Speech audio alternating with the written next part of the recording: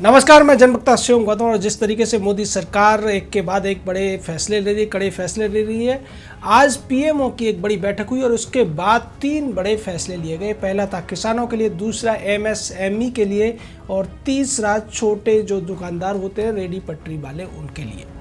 आज सरकार ने घोषणा की है कि खरीफ की 14 फसलों के लिए जो समर्थन मूल्य है उसमें 50 से 83% जो लागत से ज़्यादा उसको किया गया है। और इसके तहत आज जो घोषणा की गई है, धान के लिए जो मूल्य घोषित किया गया है वो है 1868 रुपये पर क्विंटल। उसके अलावा ज्वार के लिए 2620 रुपये क्विंटल का रेट दिया गया है। बाजरा के लिए ये रेट है 2150 रुपये प्रति क्विंटल। उसके अलावा जो बाकी फसलों में भी 50% की जो लागत के ऊपर वृद्धि करके उसका जो समर्थन मूल्य है वो घोषित किया गया है। ये है रागी, मूंग, मूंगफली, सोयाबीन, तिल और कॉटन सीड। यानी कि सीधे तौर पर मोदी सरकार ने जो वायदा किया था किसानों से अपने चुनाव से पहले कि हम आपको आपकी लागत पर 50% से ज़्यादा का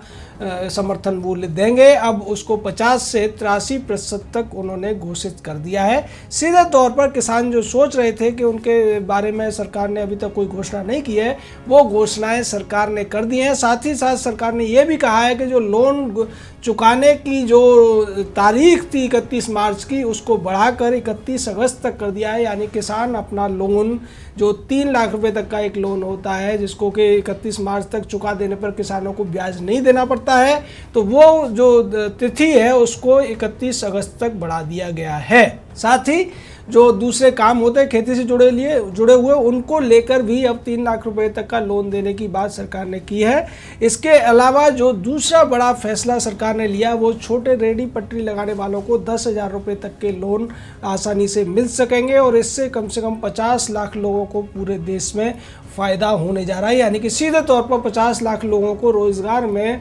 फ़ायदा होने जा रहा है। और जो नए लोग रोज़गार शुरू करना चाहते हैं, छोटे मोटे उद्योग लगाना चाहते हैं, छोटी मोटी दुकान खोलना चाहते हैं, उनको भी इससे फ़ायदा होगा। इसके अलावा जो एमएसएमई सेक्टर होता है, जिसका कि भारत की जीडीपी में जो योगदान है वो 30% के करीब है, 29 से 30% का जो योगदान है। साथ ही साथ जो रोज़गार के मामले में अगर बात की जाए तो इनका जो योगदान है वो 11 करोड़ लोगों को रोज़गार देते हैं एमएसएमई। और इसको लेकर तमाम बातें हो रही थी और ये कहने की कोशिश की जा रही थी कि भारत की इकोनॉमी को पुशअप करने के लिए एमएसएमई को पैसा देने की ज़रूरत है और इस पर सरकार भी गंभीरता से विचार कर रही थी। इसी के तहत आज नितिन गडकरी ने बड़ी घोषणाएं की और उन घोषणाओं का लबो-लुबाब ये है कि अब एमएसएमई की जो परिभाषा है उसको बदल दिया गया है और 250 करोड़ रुपए तक की कंपनी को मीडियम इंटरप्राइजेज यानी एमएसएमई के तहत ही रखा जाएगा। साथ ही साथ 50 करोड़ तक की जो निवेश राशि है उसको शुरुआत में रखा जाएगा। यानी कि एमएसएमई को जो दायरा है वो बढ़ा दिया गया है। और इसके अलावा जो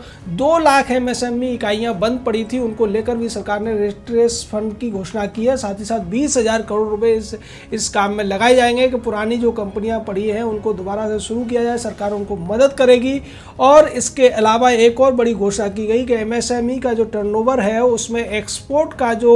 टर्नओवर होता है उसको काउंट नहीं किया जाएगा। तो इस तरीके से उनको छूट मिलती रहेगी और इससे एमएसएमई को बड़ा फायदा मिलेगा। साथ ही साथ नितिन गडकरी ने एक और घोषणा की कि एमएसएमई को बाजार से फंड जुटाने में काफ़ी दिक्कतें होती हैं, तो सरकार उसके लिए शुरू में एक 50,000 करोड़ रुपए का फंड लेकर आ रही है। और इसके तहत जो अच्छी परफॉर्म करने वाली एमएसएमई है उनकी पहले लिस्ट बनाई जाएगी और उनमें से ज़्यादातर को वो लोग उनको शेयर अगर वो निर्गत करते हैं तो सरकार उनके पहले शेयर खरीदेगी। 10% तक शेयर खरीदने की बात सरकार कर रही है, 10 से 15% तक। और उसके बाद जब मार्केट में उनके शेयर के दाम बढ़ जाएंगे, यानी कि एक उन्हें मार्केट से पूंजी मिलने लगेगी, कैपिटल मिलने लगेगा और उनको तरक्की मिलने लगेगी, तब सरकार उस फंड को उस कंपनी से निकालकर फिर दूसरी एमएसएमई में लगाएगी। और ये रोटेशनल बेसिस पे ज़्यादा से ज़्यादा एमएसएमई को इस फंड से फ़ायदा देने की कोशिश सरकार के द्वारा की जाएगी।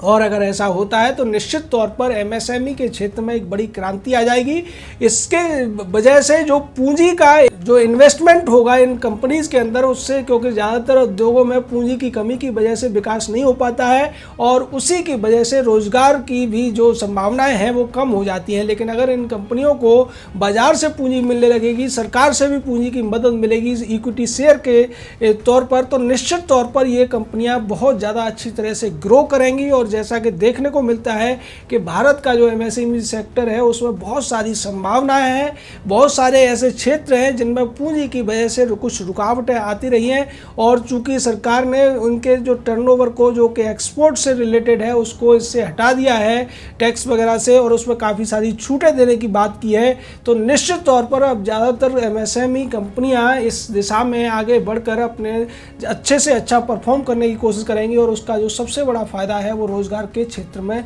मिलेगा। आपको याद होगा कि किस तरीके से भारत की विपक्षी पार्टियां रोजगार को लेकर एक हुआ क्रिएट करने की कोशिश कर रही थी और ये कहने की कोशिश कर रही थी कि सरकार रोजगार के लिए कुछ नहीं कर रही है, जबकि सरकार जो रोजगार के लिए करती है वो इसी तरीके से जो एमएसएमई हो या बड़ी कंपनियां हो उनको एक तरीके का प्रोत्साहन देकर ही किया जा सकता है। क्योंकि सरकार कभी भी सारे देश के नागरिकों को जो कि रोजगार चाहते हैं रोजगार नहीं दे सकती है। सरकार द्वारा रोजगार दिए जाने की एक लिमिट होती है, लेकिन अन्य क्षेत्रों में, उद्योगों में और दूसरे तरीके के कामों में रोजगार क्रिएट करने में अगर सरकार मदद करती है तो निश्चित तौर पर यह रोजगार की दिशा में किया गया ही कदम होता है। जबकि विपक्ष ये मानकर चलता है कि रोजगार जो सरकार अपने दम पर देती है वही रोजगार कहलाता है, लेकिन वास्तविकता यह है जिस तरीके से पिछले दिनों कई लाल हरे चैनलों के पत्रकार जिन्हें अर्थशास्त्र की ज़्यादा नॉलेज नहीं है या रोजगार और बेरोजगारी को वो बहुत ज़्यादा अच्छी तरीके से नहीं समझ पाते हैं, वो ये कहा करते थे कि सरकार ने 2 करोड़ रोजगारों का वायदा किया था लेकिन 2 करोड़ रोजगार मिले कहाँ। जबकि बैंकों के डाटा से यह पता चला था कि देश के अंदर पिछले 5-6 सालों में कई करोड़ लोगों ने लोन लिए थे और अगर एक आदमी एक लोन लेकर कुछ नया धंधा शुरू करता है तो कम से कम 2 से 3 लोगों को वो अपने साथ इन्वॉल्व करता है और वैसी स्थिति में कम से कम 10 करोड़ से ज़्यादा रोजगार सृजित हुए थे पिछले 5 सालों में, लेकिन इन लोगों को वो दिखाई नहीं देता है। और जैसा कि आज ये एमएसएमई को बड़ा प्रोत्साहन देने की 2 फंड नए बनाने की कोशिश की जा रही है सरकार के द्वारा। 20,000 करोड़ का एक फंड है जिससे कि पुरानी एमएसएमई को पुशअप देना है, उनको लोन वगैरह दिलाने में, उनको दोबारा से खड़ा करने में, और दूसरा जो 50,000 करोड़ रुपए का जो फंड है जो कि इक्विटी के तौर पर उनको एक अच्छा पुशअप देने की कोशिश सरकार करेगी या उनको एक कैपिटल प्रोवाइड कराने की कोशिश करेगी। और उसके बाद में जब पब्लिक से उनको कैपिटल मिलने लगेगा, पब्लिक इन्वेस्टमेंट आने लगेगा, तो उन कंपनियों के अंदर जिस तरीके से तेज़ी देखने को मिलेगी उससे साथ साथ शेयर बाजार को भी इससे पुशअप मिलेगा और अन्य जो छोटे कारोबारी हैं उनको भी ये उम्मीद जगेगी कि अगर वो भी अपने कारोबार को अच्छी तरीके से करके बड़ा करते हैं तो सरकार की तरफ से भी उन्हें बाजार से पूंजी उठाने में मदद मिलेगी। और निश्चित तौर पर किसी भी कारोबार की तरक्की के लिए सबसे ज़्यादा महत्वपूर्ण जो चीज़ होती है वो पहली चीज़ होती है पूंजी, और उसके बाद स्किल होती है, उसके बाद योजना होती है और उसके बाद जो उसमें काम करने वाले लोग होते हैं। इन सबसे मिलकर ही कोई भी रोजगार आगे बढ़ता है। तो सीधे तौर पर आज सरकार की जो घोषणा 3 मंत्रियों ने है, नरेंद्र सिंह तोमर की बात की जाए या प्रकाश जावड़ेकर ने भी इस पे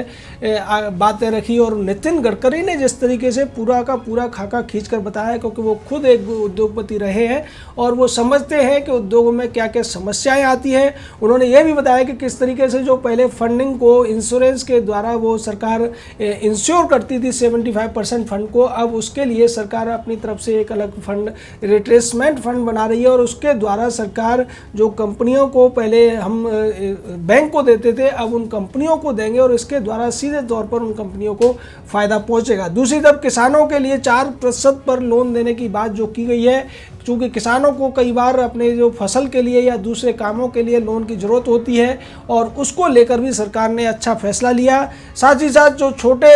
रेडी लगाने वाले या छोटे मोटे दुकान करने वाले लोग हैं उनके लिए 10,000 रुपये का जो फंड है वो इस कोरोना के बाद के जो लॉकडाउन में एक बड़े बूस्ट का काम करेगा और इसकी वजह से जो छोटे छोटे कारोबार करने की सोच रहे लोग, जो प्रवासी मजदूर के तौर पर दूसरे राज्यों में रह रहे थे लेकिन अब अपने ही राज्यों में अगर वो कारोबार करना चाहते हैं और उसके द्वारा अपना धंधा शुरू करना चाहते हैं, निश्चित तौर पर उनको एक बूस्ट मिलेगा। इससे स्थानीय स्तर पर रोजगार भी बढ़ेगा और स्थानीय तौर पर भी लोगों को अपना विकास करने का मौका मिलेगा। तो ये बहुत बड़ी सोची समझी मीटिंग के बाद बाद में जिस तरीके के फैसले लिए गए हैं वो लगता है कि जो आज की ज़रूरत है, कोरोना के बाद, लॉकडाउन के बाद में जिस तरीके से बेरोजगारी की समस्या देखने को मिल रही थी, हालांकि राज्य सरकारों के प्रयास जारी हैं, जैसा कि उत्तर प्रदेश में हुआ था। उत्तर प्रदेश सरकार ने भी एमएसएमई के साथ में मिलकर एक बड़ा प्लान तैयार किया और जिस तरीके से जो मनरेगा के तहत रोजगार दिए जा रहे थे उनको भी बढ़ाने का काम किया। तो निश्चित तौर पर सरकारें कोशिश कर रही हैं और इसमें लोगों को भी साथ में जुड़कर